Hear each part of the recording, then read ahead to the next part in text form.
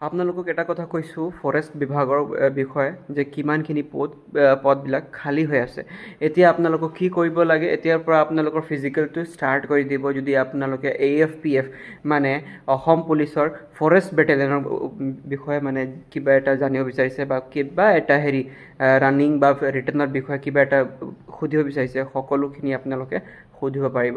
কিবা এটা ডাউট আছে, কিবা এটা কুৱেৰিজ আছে যে ছাৰ নেক্সট ভেকেঞ্চি কেতিয়া আহিব, আহিব নাহিব, মই আপোনালোকক ডেটা দিলোঁ কি ভেকেঞ্চি খালী হৈ আছে, বৰ্তমান কি ভেকেঞ্চি খালী হৈ আছে, এইখিনিৰ ওপৰত জাষ্ট অলপ সৰু আলোচনা কৰিছোঁ। মই বিশেষকৈ আলোচনা নকৰোঁ, শ্বৰ্টছৰ মাধ্যমতে আপোনালোকক আলোচনাটো দিলোঁ কি হৈছে, কি হ'বলগীয়া আছে। এতিয়া বৰ্তমান অসম পুলিচৰ ফৰেষ্ট বেটেলিয়নৰ ভিতৰত আপোনালোকক যিমানখিনি কথা কৈছিলে CM ছাৰে ছেইম এজ ইট ইজ হ'ব, বাট এতিয়া অলপ মানে টাইম লৈ আছে।